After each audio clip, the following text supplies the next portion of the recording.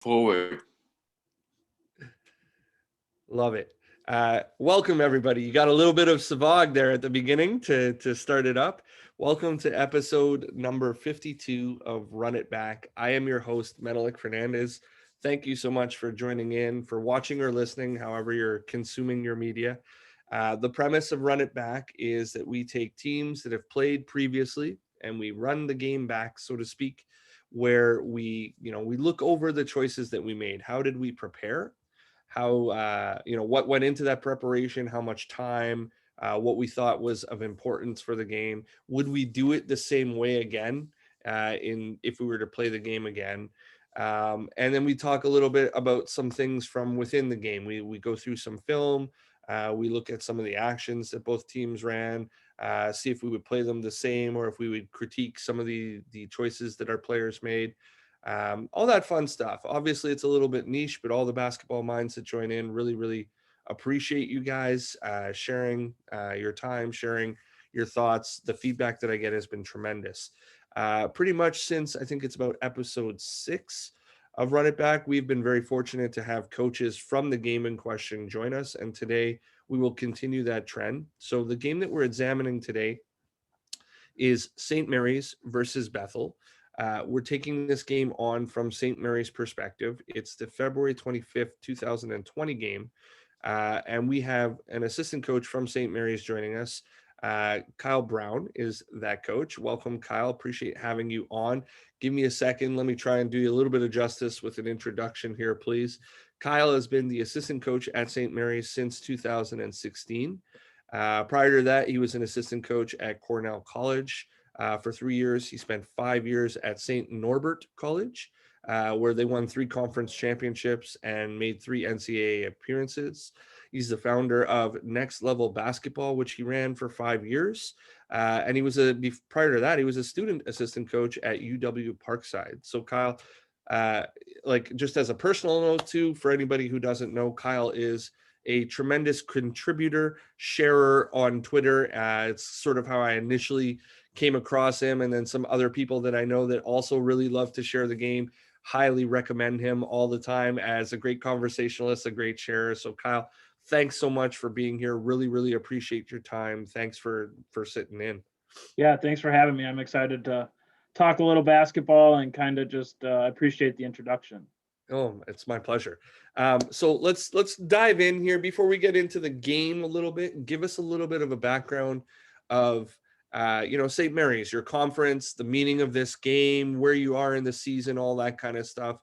I know that this is the MIAC tournament, if I'm not mistaken. You had played 3 days prior to this game, but sort of take us through the rivalry between these schools, the matchup, all that fun stuff.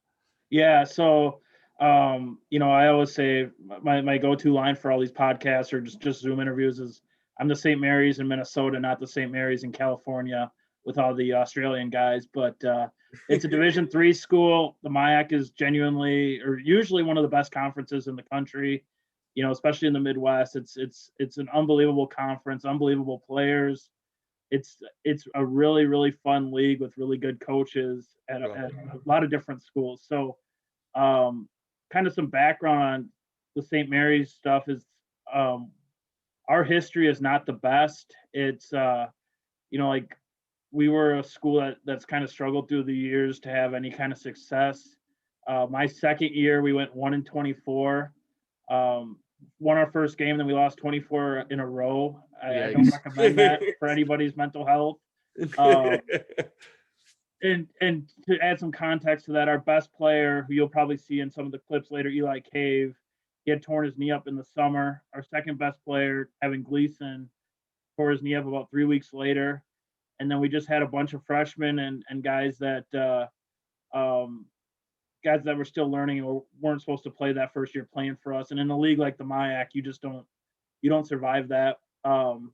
And I guess going even deeper, like Bethel has been one of the top teams in the league since I've been in it. Everyone knows Coach Novak, one of the best coaches in the country, regardless of levels. Honestly, playing against his teams is always really fun because as a coach, you just learn a ton and you get to watch one of the best guys at it kind of work the sideline, run their offensive stuff. And it's not fun guarding it. I think our team's been on a bunch of his clinic edits and stuff like that because they got a lot of layups against us early on. Right. And this game was a playoff game for us. It was our first playoff game since 1985.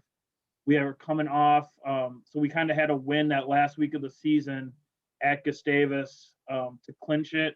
The Saturday after, we were at St. Thomas, who is one of the top teams in the country year in and year out, now going to Division One. We were up like 17 points with 10 minutes to go, and we lost it. So we kind of knew if we won this game, that most likely we'd get to play St. Thomas again the following Thursday in the next round, and our guys wanted that. Not that the game itself wasn't important enough, but there's a little bit of extra motivation because we knew we should have probably won that game.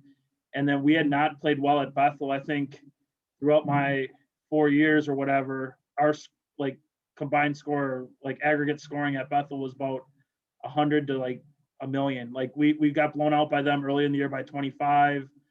We just never played well up there. So going into that game, there was that little bit of extra pressure. Like it. So let's delve into the game here, right? Like I said, there's 3 days between when you played. So when do you start the scout? What goes into the scout? What's your typical scouting process? And has it changed or altered anything in particular for this matchup? Yeah. So in terms of scouting, we kind of knew that Bethel was probably a team we were going to play. We had just played them a couple weeks earlier and beat them at our place in a big game. And I do all the scouting, all the game prep stuff for our team, especially on the defensive end. So, I already had a pretty good idea. After the first game, we kind of licked our wounds and kind of figured out some adjustments that we needed to make. And we implemented that in the second game and then in the third game. So we generally will give our guys the scout 2 days before, maybe on the floor. Sometimes we'll watch film, but it's usually only really a 1 day prep in terms of film and scouting report stuff. Like we'll work through some concepts and some actions defensively 2 days before we would call it like our shell time or our teaching time. Right. Like they stretch, they get loose, and then maybe that first 5, 6, 10 minutes, whatever it is, after they stretch, we'll put them through some like shell type stuff where they're not going full out. We're just walking through their concepts, or like we'll rep like how to guard a dribble handoff, or like against Bethel, one of the things they want to do is get into dominoes. So we really try to, like, when they're creating that double gap, we're really trying to get even higher because we're a baseline sideline team, no middle. So we really try to like just rep that out in kind of a low impact situation just to get our guys used to, all right, you got to be even a step higher to take away the middle drive. So that's kind of the scouting process for them. Just when I first came in, like Novak has all these calls. They run unbelievable stuff. The stuff he calls, the stuff they do is just, it's so good. There is good stuff in there for sure. Watching this game, I was like, man, yeah. How do you scout this? It's funny because, like as your ego as like a coach assistant is all on the scout a lot of times. And I was a guy that would do 15, 16 page scouts, just like, hey, look at how good I am at my job. And I put in the work, and I kind of realized it wasn't effective as I thought it was. And it just killing trees basically. Right. So, I try to still get all the calls, do all that stuff. And really the last year, I think learning from a lot of the clinics, like, and even before that, I had done a NBA Summer League tour with Liam Flynn, where we talked to a lot of coaches, and it was all about, concepts, like guarding concepts, not worrying about their blue call or their red call or whatever, but okay, like what do they do a lot and how can we break it down? So throughout the whole year, we'd be breaking down different concepts and how we were going to guard it. And then when we get ready to play a team, we would just have it where we would be like, all right, well, we've guarded this 50 times in practice this year. Let's just work on it right now. That helped a ton. And the thing I learned with Bethel is you can't like try to sit there and call out every action that they're running, because they'll call slice, fist, black. Like there's 4 or 5 parts. And it's like, if you're yelling the whole thing, you're never going to be able to do it. Your guys can't comprehend it. So we just made very small adjustments to them. And we just, okay, like they're calling all this out. Like what's the action they're trying to score on? That's something I learned, because the first game we played against them, I was already with all the calls and I couldn't relay it to our guys fast enough for them to pick it up. And I just, you kind of just sit there like, oh, like this isn't working. So there is a ton in what you've just given me that I think Yeah. is great and I want to explore. First off, let me take a second and say, Liam, hit me back, please. I've been trying to get you on for a little while. Uh, that hasn't worked out yet, but beyond that, in terms of the uh, the delivery of the scout, at this point, are you not giving a paper scout any longer? It sounds like you're just basically delivering everything on the floor. Yeah. So I kind of ramble. So if I do, just throw up like a sign or Don't something. worry, I do the same thing. Some of my guests are like, "Man, I don't know which question you want me to go to Yeah. first." So in terms of what we give our guys, we'll do a lot on the floor. Um, we really so we focus in on personnel as our number one thing for every scouting report. Then Okay. it's concepts, and then it's like I always say like special things that are different than your system. So like for Bethel, they'll run a ton of like chin action where they'll hit the wing, and then that guy's flaring up to the top, and 99.9% of times our guys are jumping to the ball. Well, Right. if you jump to the ball on that, you're dead. So like against Bethel, we tell our guys they have to attach. So that's something we'll work on and we'll show a lot of clips because if you attach, you take away that that flare off the chin action, and then Right. it turns into a different, and then it's you've guarded it, you've done your job. So our scouts are about 2 to 3 pages. It's 2 pages of personnel. You know, we do the what type of closeout, Rondo, Corver, Curry, Kyrie. It's just how we name it. And then some like this guy wants to go to this shoulder, this guy wants to drive this hand, like that type of stuff. And then very brief what they do offensively, what they do defensively, and then some stats. And we don't draw up anything on fast draw or anything like that, but we'll show them everything on a edit, like usually a day before, maybe two, and that's about 10 to 15 minutes in total. Sometimes we'll break it up, but it's personnel. You know, we show the player, we show a couple clips, what they do well, my boss is really big on like if we're gonna tell our guys to force them to a certain hand, well, we're gonna show them why we're gonna force them to this hand. You know, so Like it. I'm trying to get them their clips or I'm trying to put a story together of why we're going to guard or why we're going to do certain things against them in as few clips as possible. So if it takes me 3 clips to explain it, I'm going to use 3 clips. If it Right. takes me 1 clip, I'm going to use. I don't want to be in there for 45 minutes. So it's usually about 15 minutes or so of that, and then on the floor we'll walk through some stuff, and then we might guard it full out, you know, in like a 5-on-5 situation at some point during practice. Like it. I think my mic is picking up a little bit of feedback, so I apologize to my listeners for that. Will you show those same clips to everybody, or will you give weight to the players who are going to play more for you guys? So something I've started to do more is we'll show the full edit to everybody, and then like I might have extra clips of a certain guy Right. and be like, hey, you're gonna be on this guy a lot. Here's 5 or 6 more clips, or here's something, or like, you know, one of the things I try to do is, you know, show them like, you know, like I love like watching NBA pregame stuff because you see the players sitting down with the coaches and they got the laptop and they're watching clips.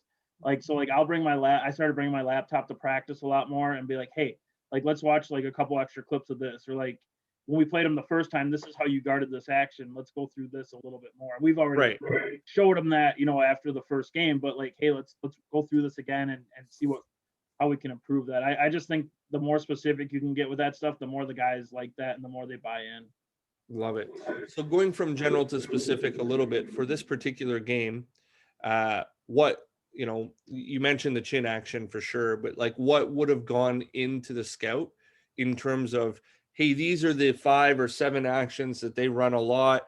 You know, we've seen them, you know, you played them twice before in split in the season or whatever. We've Yep. seen them twice. We've definitely been through this in, you know, XYZ games. What actions did you identify that you put in that you were really like, hey, let's focus on this? Yeah, so we really try to make it a lot more about us. That's something I've changed a lot, and that's why we do what we do with our warm up stuff. So we really worked on we kind of broke it down. Like one of the things like was their dribble drive because they have so many parts of their offense. So their dribble drive, really like staying on that top side, not letting them get middle, not letting them get the domino started. We drilled that before every practice, and it might just be a couple minutes here or there.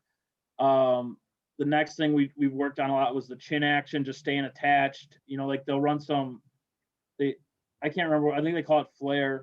They might have changed it now, but they pass guard to guard, and then that guy dribbles right back, and then you're going to jump in the gap, and they're going to kick it. They're going to your drive. So that we worked on that, just staying attached to your guy, not jumping into the ball as much, which also kind of like when the ball hits the wing on like a chin action, if you force it down to the baseline, you're not going to have to worry about jumping to the ball. Like you shouldn't have to help in that gap anyways. Another action we guarded a lot and we worked on in practice. They killed us on it the first time was kind of that point guard up top and then a guy at the nail. And then they would like run a little ball screen or just kind of that. It's been on Twitter the last couple of days with another team where they'd run that really low ball screen kind of rub action right at the nail. And, Right. like, because the first time we were stubborn, we didn't switch it. And then the second time we started to switch it a little bit. And then that third time we just told our guys we're going to not pre-switch it, but we're going to even switch it even if there's no like we want you guys to think switch and we'll adjust otherwise. And then they run some actions out of that. And then another thing we worked on, I guess, the more I think about it for them is we had like they're really good at sealing that bottom guy with their post. So like they make the drive and they'll seal that post guy in and then they'll get a layup. So we really worked on with our 5-man and our post players about kind of seeking that out, kind of like it's like in football, you can't let yourself get blocked. Like you got to like stay in your gap and you got to stay above it and just be able to like not get screened in. And that was really about it. Like my whole thing has changed where I don't want to cover, not that I don't want to cover everything, but I want to cover the 80 to 90% that we're going to see a lot. I don't want to worry about, I just feel like when I was younger, especially like, hey, like we got this call for this set. If they run it, we're going to blow it up. Our guys recognize it. And then they run it one time or they don't run it at all. And you just wasted all that prep. So like for me, I want to cover the things that happen a lot. And I know that, like we might get caught in a game where we might give up a layup or something but at our level, it's just, we don't have enough bandwidth where we can do everything. So we got to focus on the really important things. And then obviously we go through like situational stuff. Like if they're down 3, they'll run this. Baseline out of bounds, they'll run this. And they're really good with baseline out. So we worked against that quite a bit too. So I have 2 questions from all of that. So the finding of what they're going to run a lot and the special situations that you just mentioned, how are you coming across that? So like, are you watching their most recent 5 games? Are you giving extra weight to the games that you played them in? Are you watching their whole season? Like, how are you sort of discovering what they're going to do a lot of? Yeah, I don't have a life, so I watch a lot of film in season. I'm sorry to interrupt you, Kyle. I can't believe how many basketball coaches, that's the exact answer. It's like, well, I watch way too much film. Yeah. Synergy is awesome. Like I love it. Like I'm team synergy till I die, but it was almost better when you can only watch 3 or 4 game films because you just know that like there's some guy in your league that's watching every game and it's like I don't know. So really I guess the scouting part for me is I'll kind of try to watch them throughout the season and take notes. I learned this. It was actually on that summer league tour. It's crazy that I'm bringing it up again, but they said that they would have like a Word document or like some kind of file for every team. So Right. if I was watching Bethel Carleton in November, like I might take notes, but I'm putting all my notes into Bethel, so it's like, oh, they're really trying to run this action a lot, or they're really trying to run that action. And then like, okay, we don't play them for 5 or 6 more games. So I might not watch that game anyways, but I have notes down and then just kind of build it through the year. Up until the game, like I usually will watch the last 6 or 7 games. Like I'll watch 2 or 3 of their like game 6, game 7 away, like that, like I'll probably watch just offense, maybe up to game like until the last 3 games, and then I'll watch kind of the whole thing. If I don't have that much time, it's usually at least 5 is kind of what my goal is. Wow. And then obviously anytime we play them. So like, like I watched our January game, which it was awful, even just to watch that again. And then I watched our game from a couple weeks ago when we played them, where it's like, okay, like this is what we did last time. This is what they tried to do. Again, Novak's such a good coach. We made adjustments for that game. And then in the second half, how did they attack our adjustments? And then now what do we need to adjust or what do we need to improve is kind of my process for this game. So you mentioned initially you used to be like an 18-page guy. I'm really good at my job. Look how much effort I'm putting in, and you've obviously become quite a bit more succinct and toned that down type deal. Uh, in doing so, how much are you delivering to your head coach, and then from that, what are you guys shrinking it to that's going in? Like, I mean, you've mentioned what the output is, but how do you arrive at that? Like, you give him the full 18 pages and then together you decide what's going on? Or I'm really lucky. My boss right now is Joe Fano. So he's I don't hands off isn't the right word, but he kind of trusts that I know what I'm gonna do. I say that my first year, like working for him, he fired me as a defensive coordinator, but then last year he gave me the title back.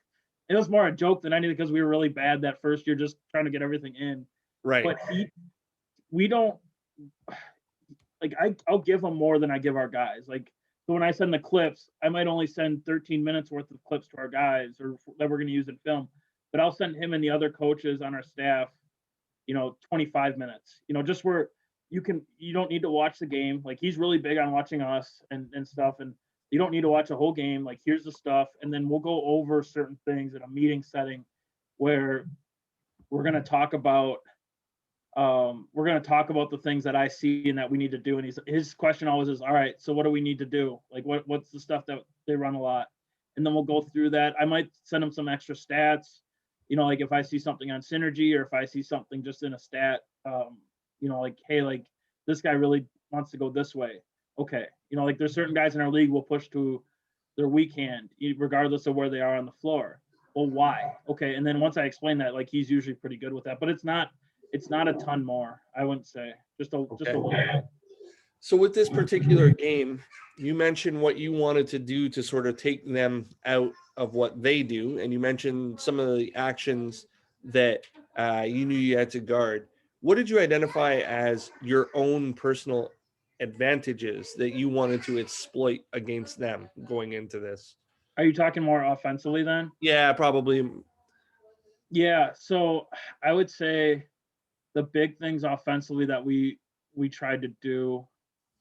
Well, we had two of the best players in our league that year. So like two guys that are just like triggers. They can just get the domino started at any point. So we ran really simple And offense. sorry, Kyle, I'm sorry to interrupt you, but you mentioned dominoes before. For the layperson, what do you mean by dominoes? When you start getting those falling, what do you mean by it? Yeah, just playing off advantage, like just trying to create easy shots where I drive it. I might not have a shot, but I kick it out because there's extra help.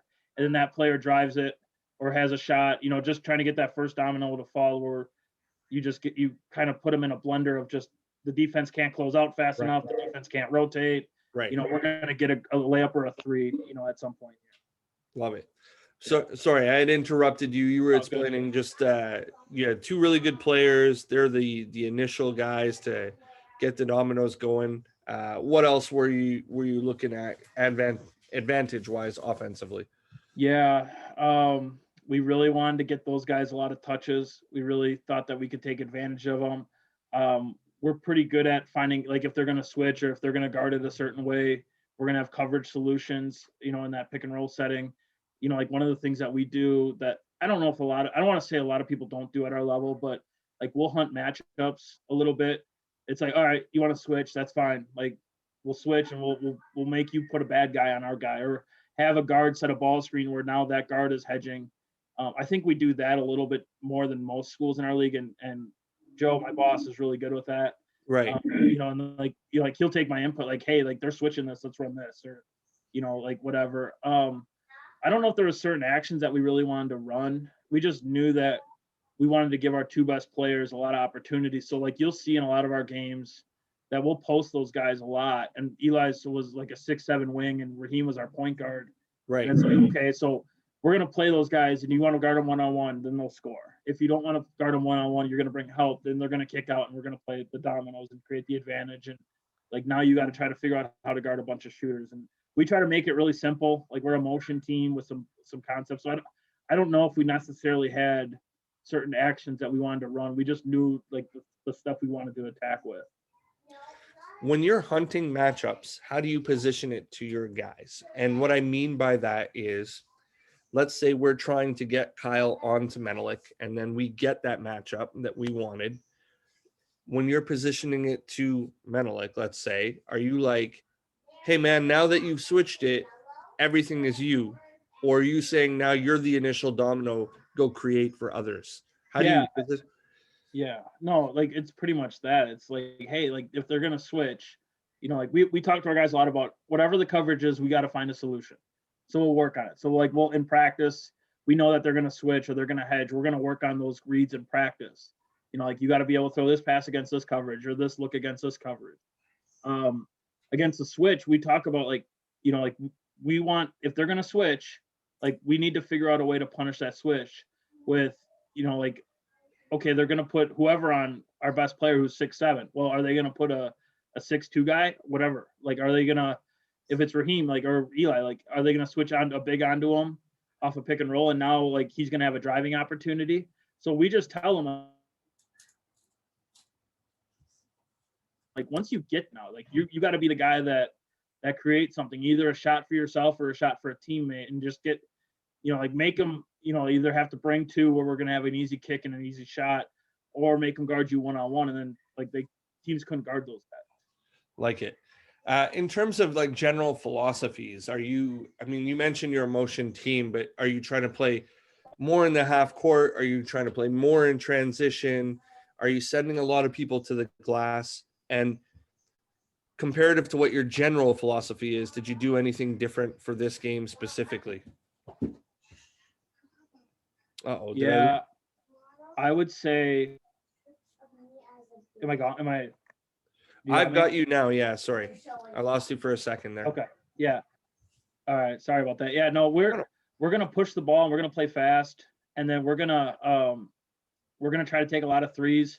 It's just, we don't really talk about that. We just kind of do it. I think it's really easy for kids, especially at our level, to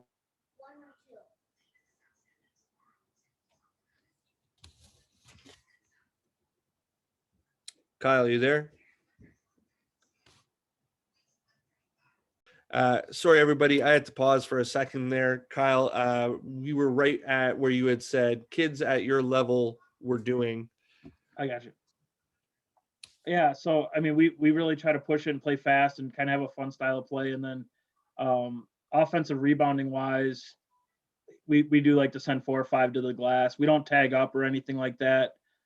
We just more send. It's really the 4 that aren't shooting it. We'll send to the glass is kind of how we tell our guys. And you'll see in the film, we're not great at it. We probably could do a better job coaching it, but especially our first year, that was something that was really big for us. Right.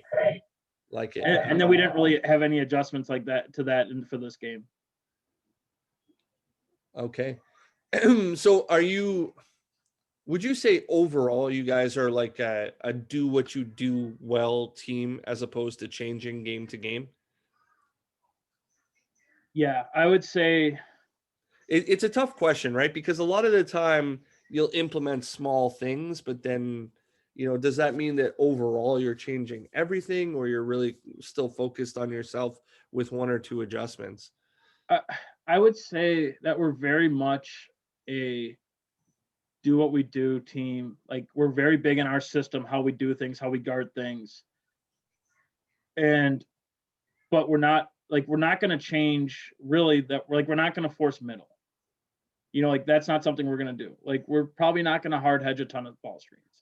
Like we kind of do what we do and we're really good at it, trying to we want to build that confidence in our system, but we know that at certain times we're going to tweak things to win a game. Right. So it's forcing a guy to their weak hand, or it's attaching to on the pass away that we know that we're not going to get flared.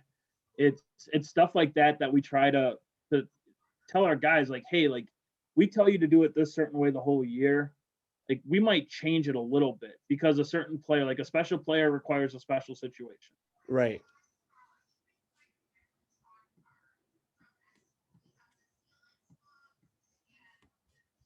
Did we lose you again? Is that me again? Sorry.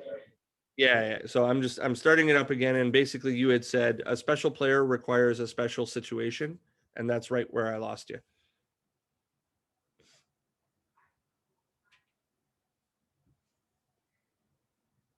Yeah, so we'll adjust things to our guys, like to, just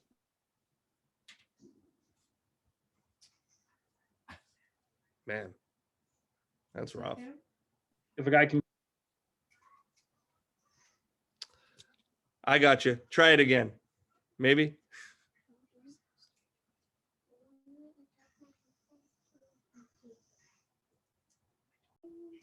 All right, Kyle, we're having some internet issues. We apologize. This is a difficulty of the world that we live in, obviously. Kyle, what you were saying was special players require special situations. Then a couple times we kind of broke down on that. For anybody who's tuning in, we apologize. I'll try my best to edit that in there for sure. But basically, we were talking about, what you do generally versus what you do for specific games if you change away from your style for very much. Yeah, I think the biggest thing is just we're trying to like build that confidence in our system, but we know that we're going to face coaches, game plans. We're going to face players that are just really what they do is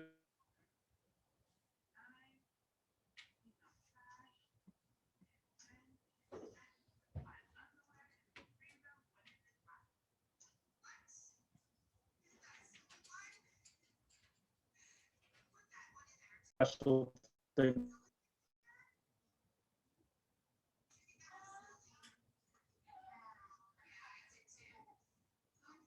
Let's Everybody, we're going to try again. We apologize. We're both a little bit frustrated with the bandwidth, but we're going to persevere here. Let's move into in-game and what you're watching in there. What's of importance to you from the box, from what you guys are tracking on the bench? Like, what are you tracking on the bench, and how do you apply changes based upon what's happening there? Yeah, I would say one of the things I've changed a lot is that I don't I don't try to track a lot on the bench throughout the course of the game. I really try to watch the game and have it where, like we're I want I'm if I'm running the defensive stuff, I need to be able to make adjustments. Like I need to be able Right. to see, and I just hated it. Like I had a boss that I had to write like points per possession stuff down, and like I was always looking down, always Yeah. writing foul, and I would rather go back and stat things after the game that are important to me. Like I'll do a defensive grade sheet after every game where I see how we guarded certain things and stuff like that. Like if we have a student assistant or like guys that are injured, we will do like a shot chart if that's not provided, or we'll do like keep track of deflections or kills, stuff like that. But I've just learned that I'm not good at tracking that stuff in game. So I don't really want to track it. So I am with you 100% on that. Like, I know that the vast majority of coaches want some form of information along those things, and they are tracking them. And for me, uh, we track our substitution pattern, but that's really during dead balls, right? So, like, I want my coaches paying attention to the game, involved in the game, etc. So, it's refreshing to me to hear that there are other coaches that are like that. I've had some coaches on this show that I'm like, how do you do all of that? That's remarkable to me. Yeah, I used to like take a lot of pride in my again the stupid things you take pride in as a young coach. Right. Like I thought I had the best game sheet and I had all this stuff and like it was like kind of a point of like oh I can track all this and the more I realize I'm like your job's not to write stuff down on a game or on a sheet.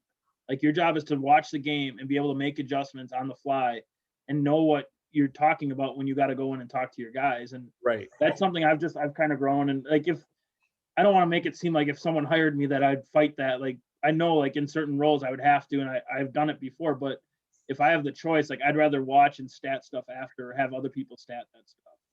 Like it. So what about from things like a box score?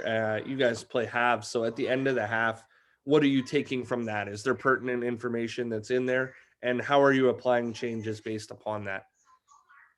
Box score wise, I would guess the big thing we're looking at is probably defensive field goal percentage. That's kind of like one of the things I'll look at quite a bit.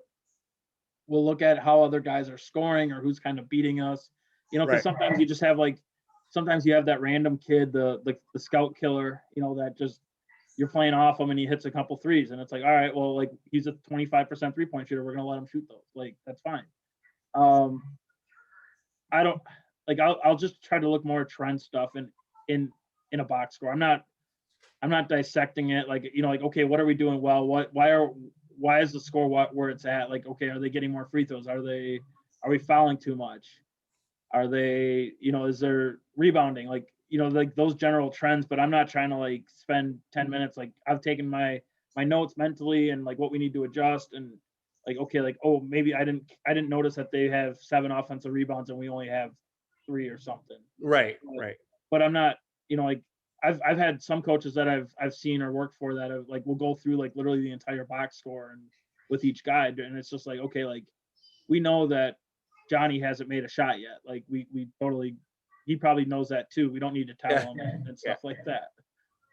No, I agree. I think I have been victim of that a lot, where I've probably weighted the box score too much and need to make adjustments based upon like, okay, like we know, like you're saying, now let's do this, so to speak. Yeah, and I think. Oh, go ahead. I'm sorry. No, please. I was gonna say the one thing that's they've started to do now in for our level is they changed our box score system, so they're doing some lineup data in there. I think having that is kind of valuable. Not that like we all talk plus minus. At our level, there's probably not enough possessions, compared to like the NBA. But like it is good to see trends and to see how guys are playing and that kind of stuff. And being able to see plus minus does. It's not it's not going to convict, but it's going to definitely kind of help in making decisions. For sure. Do you guys pre-script rotations at all, or are you doing a lot of that by just like feel of the game? Feel.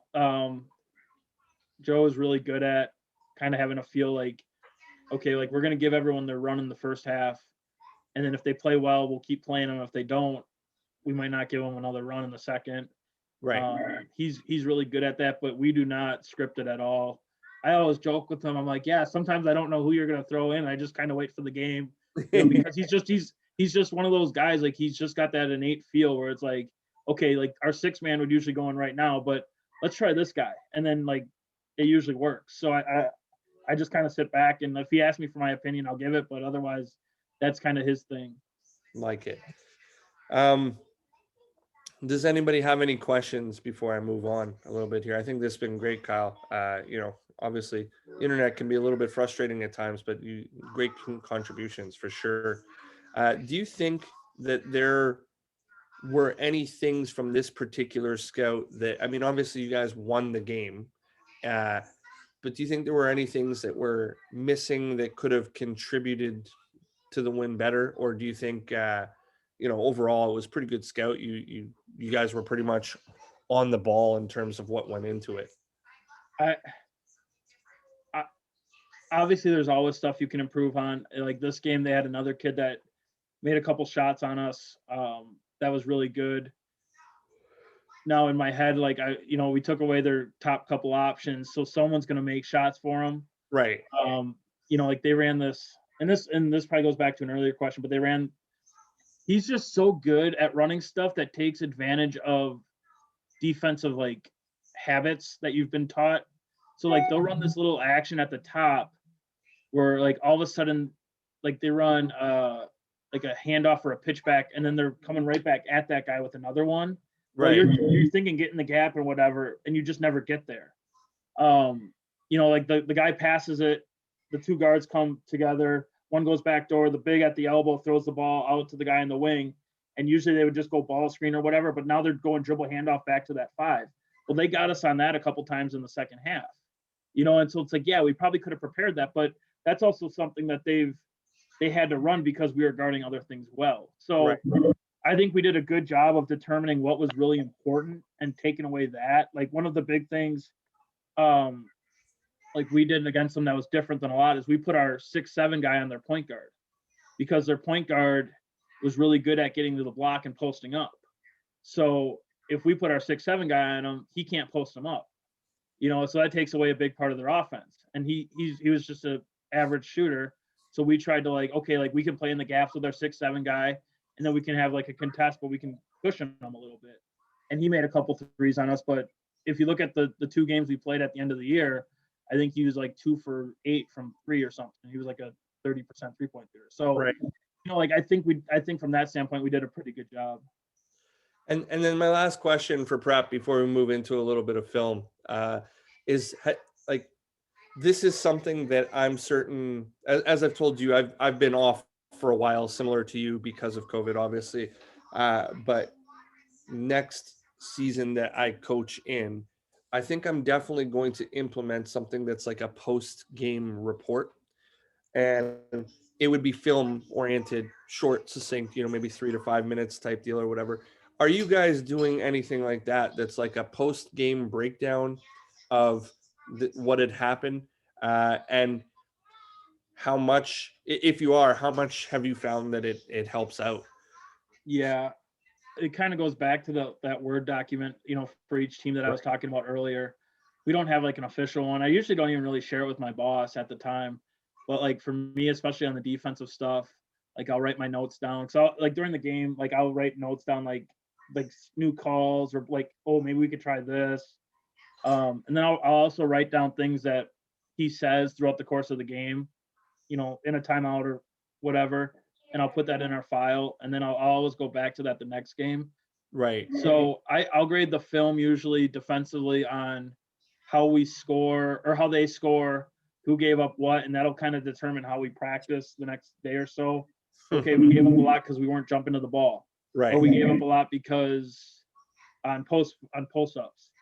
So how can we improve that?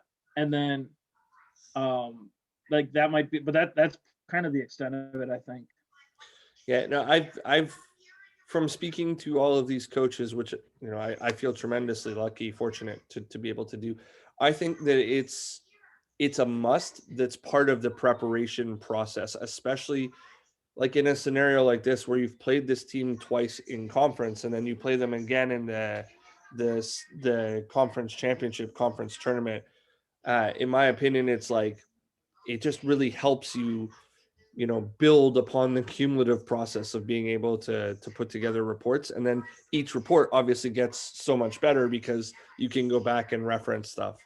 Yeah, I think that's a perfect example of like the Bethel stuff, because that first year, like I had no idea how to guard it. It was overwhelming Right. because they just run so much, and then it's like as you go on and as you kind of get your butt kicked, and it's like, well, how can we fix this? And so like, not that I have it figured out, because you can't figure his stuff out, but I know that we have a template that we can at least go to because of going through past years and past games and like building up and being like, okay, so now we got to add how we guard this, and then that's, I think, just familiarity and having that is huge. Right. Yeah, for sure. If anybody has any questions, please feel free to shoot. If not, Kyle, I'm going to jump into a little bit of film from this game. I'm going to lean on you a bit. You're going to be the guy in terms of the breakdown here, just because, like you said, they run so much good stuff that I'm going to say, hey, Maestro, take this away a little bit, please. All right. Each clip I'll play 3 times, as I try to traditionally do. And just once is everybody can take a look. Second time will be I'll try my best to sort of describe what's going on for anybody who's listening, and then third time is all you, sir. All Are right. we good? Are we good size wise? Can you see that? Works for me. Okay, awesome. So this, I believe, is first play of the game. Uh, get a wing entry, get a little bit of a chin, and then a shuffle. And then you end up with ball screen, and we get deep in the play here, so that the shuffle comes from the other side again now. So your multiple side action ends up posted on that offensive right block, and you get a drive and the missed shot out of it. So, I mean, it's a long play. What were you guys trying to establish initially? What were, when you didn't get your first action, what are your sort of your playthrough philosophies, play after play philosophies? What were you hoping to get? Yeah, so that was the start of it, was what we call basic. It's a Davidson thing. So my boss is big in with the Davidson stuff. Um, so it's just that cutting off the top. You get that curl every once in a while, and then we're just playing motion out of it. Right. So you can see our motion concepts a little bit, space, Then we'll get some ball screens. So 2 is one of the guys I've talked about. He was an all-American type guy if he didn't, like with the COVID stuff kind of wrecked it. But and then 14 was a freshman for us, and he was another guy that could create at any point. So then we got the switch, and now you see us kind of attacking that switch with that post up. They have to bring a little bit of help, and that causes this long closeout and a drive here. And then the guy in the corner 10 was probably our best shooter, so they can't really leave him. And 14 is going to get to the paint on that every time. Like it. I mean, without being married to the result, obviously it's a pretty good shot for you guys. You get really deep in the shot clock. What, like you mentioned, you could see some of your motion tenets in there. What are you willing to share that are your motion tenets? Is it just basically don't stand still, or what's the read and react that's going on? It's very much find space, play in space, and then kind of screen and make each other better. We're not like I was talking about this with a kid last night. We're not based out of a certain alignment. We're not based out of certain actions. It's more about our guys being able to kind of play together and find ways to score, however that is. Right. So second one, sorry, I went a little bit too far here. Second one's an easy one. I ask it every time. Please, everybody, forgive my daughter in the background in school. But the second one is a really pretty simple clip. Transition threes, yay or nay for you guys?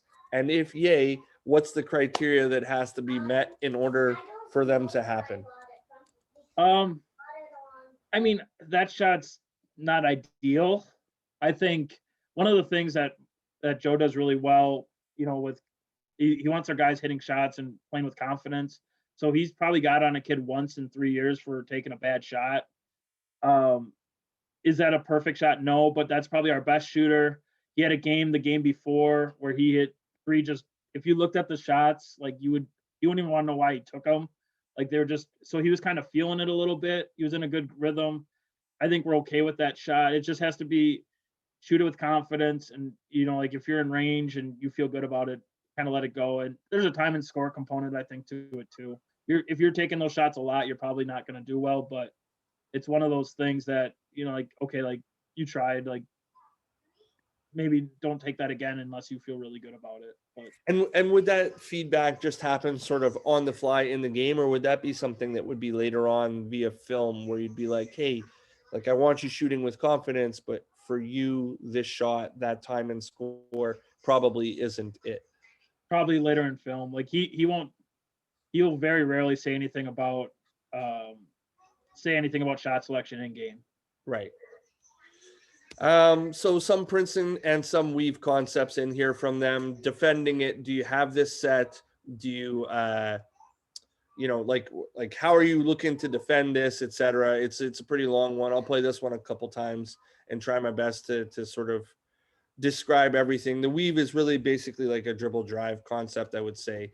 So let's go back to the beginning, start it off here. So you get a little bit of a chin action to start off of the swing to the left wing. Then you're playing, like the ball is zoomed and we go over the top. We don't get anything out of it. There's an away screen and a reject. We dribble towards, we swing. And now we're basically playing with like the dribble drive and weave concepts together where they're just handing off across the top. And then they end up with a wing 3 out of the left wing offensively. So give me an idea, Kyle. Do you have the set? How do you want to defend everything? How do you feel that you did overall? Yeah, so this is what we talk about a lot because like they'll cut that guy through, then they'll bump it out, and so like they'll have 3 to 4 different names to this.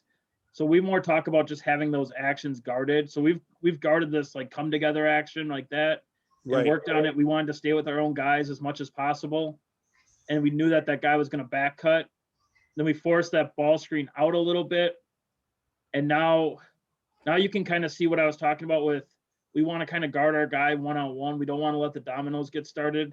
The Right. guy in the ball now, he doesn't do a great job of being high, but we also know we're playing off that we don't need to help off of our guys when he's guarding one-on-one. Right. So right here, they kind of keep him high. We're not letting him get middle. super easy, like they're not going to drive it. And then you could see one do a good job of forcing it back down. Yeah, I do see him get up and sort of change his angle. Yeah, and so like he does a good job there of kind of being that high foot, like not letting him get middle, forcing him back. And then 14, I mean, he did get a little lazy, I guess you would say, like, but really, like that was a kid we wanted to shoot, and that was just a scouting report buster. Like that was Right. the kid made a shot, like we live with it. I think we told him, like, hey, just next one be a little closer. But like that wasn't really on him. It was a shot we were gonna live with. So you're saying basically if he takes 20 of those in a game, you're going to be okay with that. Like Yeah. you pat him on the back and say good shot, but like overall in terms of what you're looking at, that's pretty good. Yeah, you just you just say tip your cap and go down to the other end. And if he makes those all game, like at some point we'll adjust, but we don't need to right now.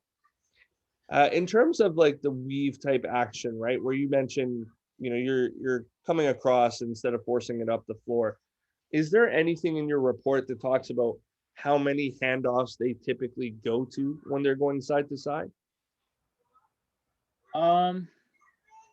Because to me, I've seen one report that I found was really interesting. That's the reason for the question, where they were like, every time they get into handoff type action, it's only two handoffs, or it is always four handoffs, and then the fourth one will be where the action is coming from type deal. I'm wondering if you guys do anything in terms of pattern recognition with that. Like there's certain things like that we might put in, even with a specific player. Like if we notice a pattern, I would guess like no, I would say probably not with that type of action, but like there is certain things we'll put in. Like if they run this cut, they're going to run this action, or they're going to try to get this, like that type, but maybe not like the number of handoffs. Right. So you can identify some of their automatics, but you don't go that in detail in terms of Yeah, handoffs. yeah. Like it's funny because the one kid, I don't know if he's out there, the kid in the corner, now with the ball at the top, he has this thing where when he catches it, he like will rip it in his chest, like side really quick, and when he does that, he's gonna go right. Like it's the craziest thing. But like you watch enough film and you catch on stuff like that. And so we told our guys that, and this year it happened like we had guarded them enough, and our guys caught that, and like it really was, we did a good job with that. Like once we started seeing that we were going to jump to that right hand and force them left. Like it's weird, like the stuff like that mental pickup you can kind of get with your brain. I love it, honestly. And whoever that player is, sir, don't take up poker, because your tells are obviously very transparent. So the next one is another defending clip, if I remember correctly. This I called it like a stack alignment, almost like they're going to do a Spain type screen or whatever. Wing entry, high low out of it. So they try, their top guy gets curls off of like a rub back screen, and then they enter to the guy that was on the nail, and they go high low with it. They get a deep seal, they shoot it. They don't make the shot in this instance. I saw this action probably 2 or 3 times in the game. Do you have the set? How do you feel you played it? And does it make your scout overall? Yeah, so this was something they kind of got us on in January, but they didn't get us in the second game.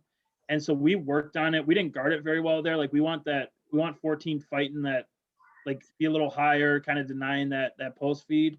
Right. But they're so good. Like they have just things that they can go to for every situation. I think that's why they're so good offensively. So it definitely was in our scout. It was something we talked about, was defending that duck in, especially from the guard. But it's one of those things where, we probably didn't recognize it in time. And then they just have so many shooters that you can't really help. So we were going to let that kid go one-on-one at first. And if he made a couple or whatever, then we'd change it. But that was another shot that we were probably okay with them taking, as opposed to one helping in on this and then them getting an easy 3 for a really good shooter. Right. This one is an offensive set that you guys were running. I just called it playing with zooms. For anybody who's listening, so zooms, they've almost become a controversial term to me because different people classify them as different things. So for me, zooms are any of the action of pound and pitch, pass and get, or just playing over the top, or he keeps it and bypasses to the next one. I know that the definition varies for different people among those different actions, but I mean, basically here what we get is we get a wing entry, we get what I would call a butler cut to the corner, and then now we're hitting our big, and this is the zoom part here where we're passing and either getting or he's keeping, and then moving on to the next one. So there's a bit of a bypass and shuffle on the other side. You move into empty side ball screen, and you get a drive, and they actually foul you guys in the paint. But talk to me a little bit about what you teach your guys here in terms of who they're looking for, what their triggers are to hand it off, what their triggers are to keep it, and then how you're teaching them next action, so to speak.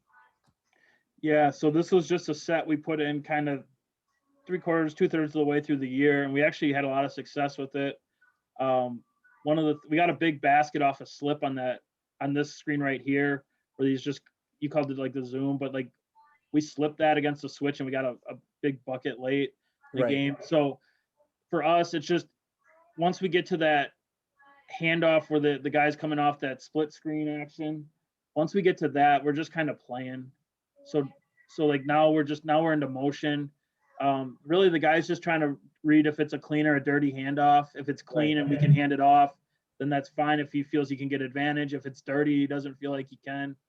And like where it's one of those things where it's like, hey, I don't know if I can make this handoff. Like we're not forcing him to. Then he would just go and play second side action, where he'd pass and probably follow with a ball screen or go dribble handoff with another guy.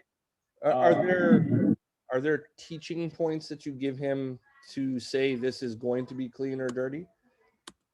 No, it's just reading how that guy is guarding the guy coming to get the handoff. If he's guarded really tight, we call that a dirty handoff. Right. We're like, we're not gonna be able to get that. The clean one would be like it's an easy handoff. So I think this one might have been a call, like because this is we tight curled that one.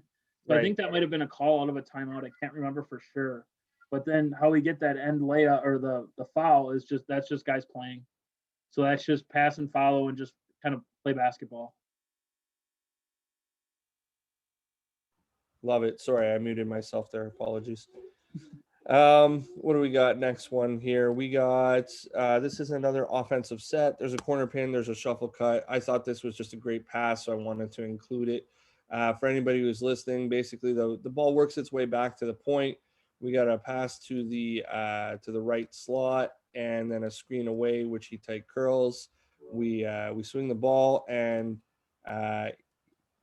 where were we? We're left wing. We get a little penetration and a drop off to the gentleman who replaced up top. So when he dribbles at him, he just keeps curling around, and great pass, drop off, playing a little bit of basketball. Take me through it, Kyle. Yeah, 14 Raheem is he's a special player. I mean, he was a freshman. I mean, he just has this innate sense of how to play basketball that not a lot of guys have. And then I think you just see us kind of playing. We're just playing drive and kick, playing motion. We're not really trying to run anything. We're just playing out of transition. And then 11 makes a really good cut, and he just had a knack for kind of finding himself in open spots. And I think a lot of guys nowadays would have cut to that corner, and they would have tried to just space. But he does a good job of kind of reading it, and then just, all right, I'm just going to kind of curl and kind of be in that dunker spot.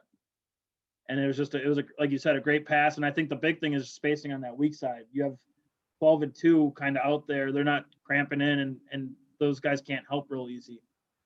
Would you would that be something you would teach? Do you talk a lot about the help side action or the help side spacing when you are implementing these sets? We talk, I would say, more about spacing. Like that's kind of not a battle, but something. Like my boss is a motion guy, and like he wants a lot of movement and stuff. But I think he understands, and like one of my things is like, well, if you're actively spacing, that's good offense. Like if you're really like you're not cramping in, right? Like we're doing our job. Like, yeah, could we probably have like a flare or something like that? Yeah, but the fact that we have two good shooters spacing like that causes the defense to at least have to stay home a little bit, which opens up that cut. Right. So to me, like I think active spacing like that is way better than just cutting around and like, yeah, you might get an action here or there, but a lot of times you just kind of congest everything. Right. Yeah, I love it. It's a fine line, right? Because there's times where dummy action is exactly that. It's dummy action as Yeah. opposed to like, hey man, if those two guys just keep their spacing, that's a 40 and a 44% shooter. Yeah. If they don't respect that, I'll take the extra point. Thank you very Yeah. much. Yeah. Exactly. Um, this one, I think it's similar type stuff. It's the set that you were running near the beginning, but you get into the ball screen and the long two. Talk to me about the shot selection within your team in terms of him getting behind the line or not. Talk to me about the different option in this set. Is it a play caller? Is it guys just making good reads here? Give me everything here. And for anybody who's listening instead of watching, sorry, there's a wing entry. There's an away cut and an over the top cut as well. And then it's swing, goes into ball screen, and he pulls up for the jumper, 18, 19 feet just inside the 3-point line. Yeah. So this is another out of our basic. That's what we call it. It's just those cuts over the top. It's just a way to get into like our 5 outlook. Right. We do have some kind of calls where we can go all ball screen, but we really give that 5-man a lot of times. Like our first year, we had calls like we'd have like basic 2 with something and basic 4 with something else. But we really give that 5-man a lot of freedom to either pass and screen away or pass and ball screen like he does here. In terms of the shot, I mean, I don't love it. We kind of had that conversation before we got on. Like I think that's a shot you can get at any time. Right. I think at this point we were kind of feeling it a little bit. I know he had made a shot early. He was a really good player for us. Like this should be a sit behind right about here. Yeah, I probably would have liked him to take a 3 out of that, but I don't know. I think I've learned this from Joe is that like the big thing is that you got to like let these guys play, and it's okay if they make a mistake every once in a while, like For because sure. they're like we were playing really hard, we were playing really unselfish, we had a good run. Like, is that shot one we want? No, but as long as we're not taking a ton of those, like when he was young, he used to take a lot of bad shots, and he would be the first one to tell you, and he doesn't do that anymore. So it's like he's really learned and grown and understands it, but you still got to let him take those shots because if he hits one, he could hit 3 or 4, like, throughout the course of the game. Your 5-man misses that screen up top on what I would call a shuffle over the top there, or just an over the top.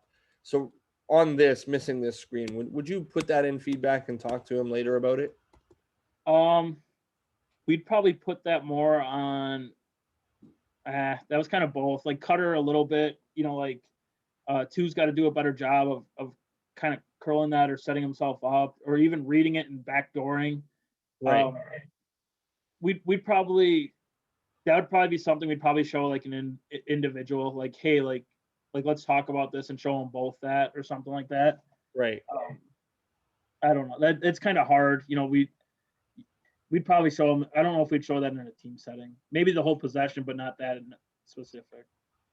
Okay. Moving on, I think we got one on the defensive side. They get into, I called it a chin entry, so I think it's right about here. The screen away in the bump.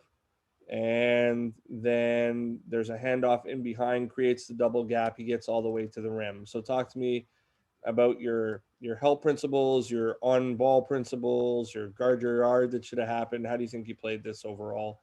So this was that action I was kind of trying to explain, where they take away or they take advantage of those tendencies, because you can see 14 when 34 passes it, human like nature is just to pause, kind of relax. Right. And now they're coming right back at him with a dribble handoff. And this is where I think what they run is so good. That should have been a switch. We missed it. We definitely messed up on that. I think 2 in the gap should have been more aggressive, trying to help, knowing who he was guarding. So that was actually one, if I remember correctly, that we talked about at halftime, because we knew that they got us on that, and that was something that we didn't guard very well. And he's one of those coaches that if something works, he's going at it a million times in the second half. So all right, we got to clean this up, or else we're gonna lose. So it was just not a very good job of recognizing what they were trying to do. So 14 and 23 are supposed to switch, as you said. You can see 14 pushing 23 here. Yep. Talk to me a little bit about two and how you guard that. I'm assuming from what you said, it's probably on the line, up the line, so that you have a one-way closeout to the corner, and then like your position is your help. Am I correct in that? Like, what would be your teaching principles there? Yeah, so we want him to be higher in the gap early. We think like the more vertical you get on that, the you just give, especially a 6'7" dude with his wingspan. Like if you're up in the gap, like that's gonna take away that like appearance of space that he can drive. So he needs to be way more active. Like we want to bluff early and bluff up. We don't want to necessarily be in the gap and wait. Like you said, the positioning is your help. That's how we are. And then Right. knowing who he's guarding with that guy in the corner, who again is a really, really good player. You know, so I don't want like this to sound like I'm knocking him, but we would rather have him take a contested three than this dude getting a layup. You know, like obviously, but like we're some guys you can't help off of on that corner. Like he was a guy we could have helped off of. And Interesting. yeah, So like I'm then assuming, sorry, Kyle, to jump in there. no, you're I'm then assuming that your position is your help is scout specific and they have to know who they're guarding, so to speak.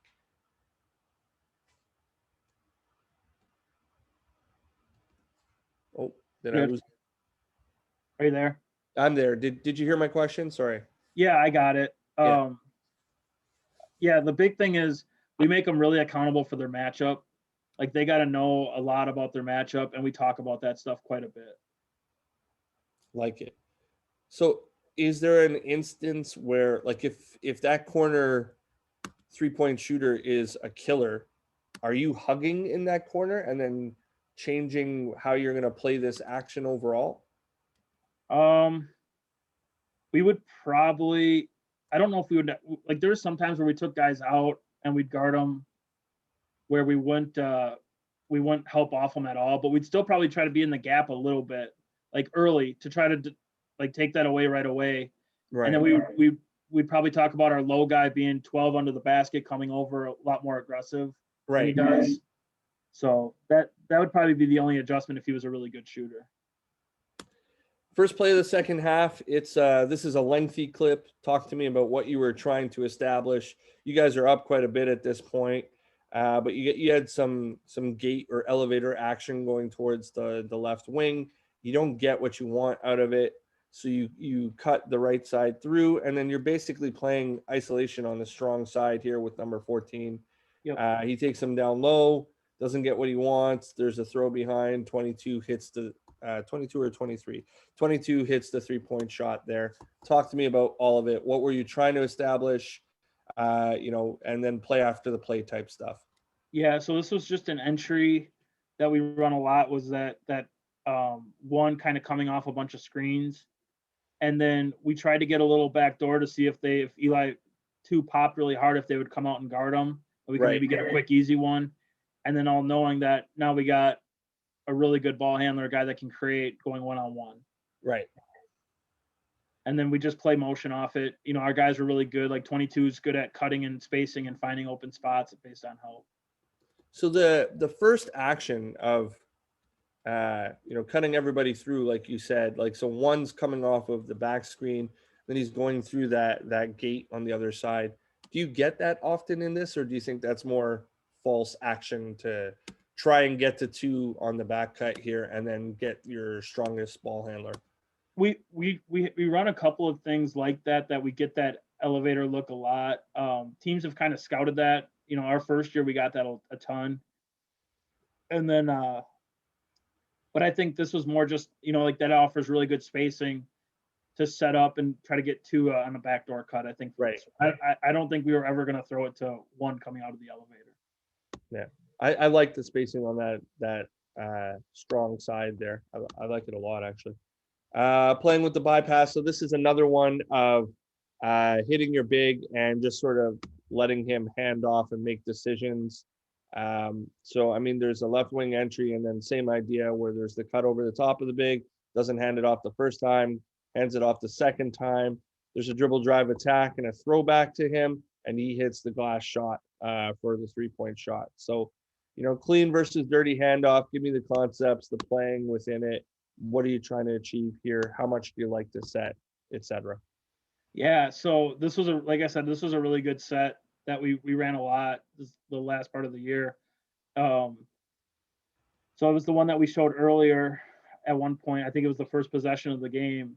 So two just makes this read. He's coming for the handoff. We get a good screen, and now we get him a step or two behind on the handoff. Obviously, it's clean, and now they're in a drop, which we work on a lot. And 10 is a really good shooter, so we knew that if we could turn the corner at all, we were going to have that pop. And then 12 and 4 just have to like actively space on the weak side. And so I think what 4 does there is really important because 4 wasn't really a shooter. He was a great role guy, defender type guy. So him coming in and trying to screen takes away like the guy that could technically like that could kind of tag it or kind of like at least bluff and take away that shot. It makes that guy think that, oh, I might get screened here, so it opens up that three even Right. more. Distracts his attention, turns his eyes a little bit. Yeah, just that little bit of mental space where it's like, oh, I'm getting screened. Like I think that was important. Can you talk to me a little bit about the area of number 10 catching the ball? What are your teaching cues there? Like, do you want him inside the 3-point line? Do you want him at the 3-point line? Do you want him outside of the lane? Do you want him right at the elbow? And some of the reasoning that you give behind all of that. Probably definitely closer to the elbow. Like maybe he's I don't know if we necessarily need him to catch it right on the elbow, but he's definitely way too wide. Like I don't mind where he is on the floor, like in terms of like, like he's inside the three. Like we that's fine because then if they go under that handoff, we can get a three. But he's definitely a step or two too wide. So probably that lane line extended up is probably where we'd want him to catch it a little bit more. And you mentioned that you knew that you were going to get this pick and pop because they were in a drop. And you mentioned that you work on that. Would that be something that you're working on all year, or is that scout specific for these guys? So like in our individual stuff, we would talk a lot about coverages and how we're going to guard or how we were going to attack certain coverages. If they switch, these are where we go. And then leading up to the game, okay, like we know that they like to switch or they like to do a certain action, a certain guarded a certain way. So then we'll rep that in practice, kind of like in a individual time where we're playing 2-on-2 and we're making them throw those passes and make those reads against a certain defense. And then, that was just where like, okay, like you're working on that hook pass, throwing it to the top for the pop and hitting that shot. But if it's, like if it was that drop, like then we're working playing 2-on-2 ball screen, but we're working on kind of extending that big area where he's got to help in and then throwing that little pocket pass or taking it to the rim. Love it. I just want to point out, I love your bench on this clip. They're goofballs, man.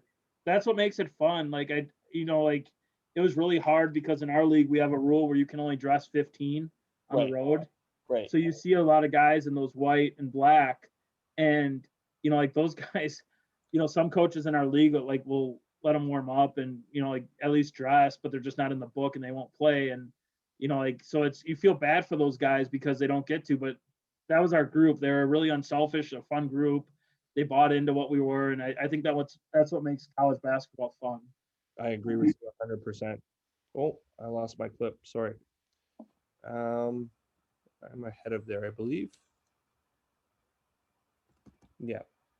Give me a second here, Kyle. You're good. Apologies. It was this one right here, right? Yeah. So we're into the ghost type action and play after play type stuff. So the next one here is a defending clip. And I'll talk you guys through it. So there's a top ball screen that happens. They miss on it. And I don't know if it was supposed to be a ghost or not. But then we get into like middleman through and playing from the wing type action, gets all the way to his right hand and scores downhill there. So take me back to the top here. And, the miss screen kind of changes the way that you guys play a little bit. Sort of shifts his coverage up top, gives him a half a second advance. And then, talk to me, recovery, middleman through over here. How did you guys play it? You didn't really keep your sideline, baseline, etc. Yeah, so we probably should have switched that first ball screen. We definitely should have switched that. I'm guessing it was just the personnel we had in the switch. They just couldn't recognize it because it'd be weird for those two to switch that action in a normal part of the season. Right. And then now they play off the pop here. And I think the big thing, like you said, was we just lost our leverage on that wing. Like that, we didn't guard this well at all. I don't know if he thought he was going to get ball screened and just I don't. It was just a poorly defended play overall. Well, what's interesting to me is the decision making from this point. So like they're basically 5 out, Yep. and they go what I call middleman through. So they cut the 45, and they don't get what they want on that side. So they go the other side, and they do the exact same thing again automatically. There's no hesitation in their action. They just, hey, here comes. I know I got to cut the 45, and they're into it. Which, again, like you said, makes it difficult for 3 because he's just been cut as the 45 on the other side. So to try and recover and keep sideline baseline is difficult for sure. Yeah, and I think in his defense is looks like he's maybe anticipating a ball screen, Right. a little bit, and then he kind of gave up that leverage, and then he just never got back. And then if I think at this point we were just saying no threes, because you can see 4 up top. He was denying that was one of their better shooters. Right. So we're like that would technically be his gap, but he's doing his job, and then we just don't guard it very well. 2 probably could have snuck in a little bit, but if we're no 3, like I can see that too. Yeah. So, I mean, that would be my next question. Exactly that. If you're trying to guard your yard and you get beat to the middle as a sideline baseline team, where are you going to help from? You said 2 could kind of sneak in a little bit. I would assume that he would be your last man back then. But that being said, like, how often would you help in that scenario? In a normal situation, again, personnel dependent, it probably should have been 4 in the gap. So he would have been in the gap, but you can see he's denying. So one of the things we did at the end of that season quite a bit is we'd pick out their 2 or 3 best shooters, and we would basically not face guard them, but we would try to take them out where they couldn't shoot threes with those guys. And so that's what he was kind of doing there was he was just not letting him get a touch. So we weren't going to help. We weren't going to give him an easy 3. But in a normal situation, he'd be almost at that elbow, kind of being able to kind of bluff and get back. And we're in a different coverage, I guess. And that's interesting. You'd be your high man there and not your low man. I Yeah. like. Yeah, he'd be that for like the next. He'd be in the gap. So like our gap guys got to be able to help and recover. And then, yeah, I would probably say like 12 probably could have helped a little. I don't know. We didn't guard it well. Fair enough. It's like one of those things. Like it's like like who should have helped? And it's at the end of the day, it's you shouldn't have got blown by. Like it doesn't matter if like the problem is here more so than like what we're trying to do to fix it, right? Yeah, like that'd be my thing. Is just like like okay, like we missed the help, but if we don't get blown by initially, like then we're not even having to worry about it. Right. One more that I think this is the last one that I have actually. This is just defending the flare screen in motion. What's kind of your concept? What are you guys doing? He ends up missing the shot. For anybody who's listening, where are we from the start? We've got a pass to the left slot, and then he swings it back to the right slot, and then here is the flare screen up top, and gets off an open 3 on the pass back. Are you a fight over the top? Are you a switch out on it? How do you guys typically defend them? And what do you think about like what happened on this particular one? Well, this one's annoying because he just doesn't recognize, like the situation. Like, because we talked about on that pass away, like we're not jumping to the ball, and he jumps like literally the thing that we coached him all year on is you got to, you jump to the ball normally, but you never go back. Like once you jump back, you're screwed. So he doesn't do 2 of the things we need to, and he does the one thing we told him never to do. So that's why a lot of coaches drink right there is because it's like literally in the biggest point of the game, like something you've worked on all year, and he doesn't recognize. So in this game, he should have attached himself to that kid. In a normal situation, he should have probably jumped to the ball, even though he got flared. Like if we didn't recognize it, that's fine. But then he's probably more than likely going to fight over the top. Like we tell our guys, like, this is how we'd like to defend certain actions, but we don't want you to have to like be a robot. Like if you feel like you can get under and get there, that's fine. But if you go over the top and he catches it and makes a tough shot, like you did your job. But if you go under and get screened or run into the screen, like then like the wrath of everything is coming at you. Right. We probably could have switched it, in that situation, but we just didn't recognize it early enough. Fair enough. Like I said, I think that was the last one that I have from this game. No, I'm wrong. Sorry, there was an empty side reject one more as well. I forgot about this. So I mean, this one, they sort of take a really hard contested shot there at the end. Let's get back to it. Sorry. There you go. Basically, all we end up with is the ball on the left wing wide left slot. There is about to be an empty side ball screen. He rejects it. He takes on your big and he makes a hard shot over top for sure. But talk to me a little bit about like what your principles are in on the empty side and how you want to play it. And forgive me, just because this clip is at the end, it's giving me a little bit of trouble there. No, you're good. Really the empty side stuff, it doesn't change anything on the ball. Like it looks like we were icing there. We definitely weren't. I don't know if he just didn't hear the ball screen call or if he just didn't recognize it, but he needs to get to that bottom hip and force him over. Our big does a good job coming over and kind of switching that. Like he was really smart with that type of stuff and makes it into at least a contested shot.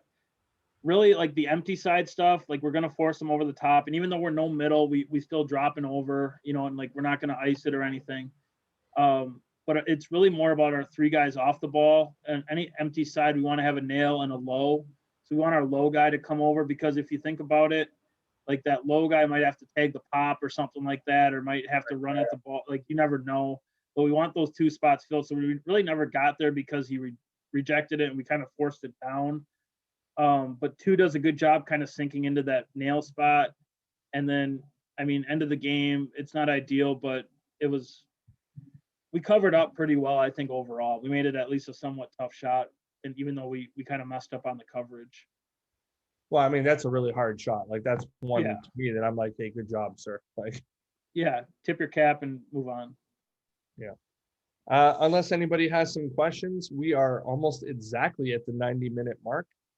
Kyle, thank you so much for your time. I've really appreciated this. And for anybody who doesn't know, I highly recommend you go and follow Kyle on Twitter. He shares some excellent stuff about the game and obviously very knowledgeable.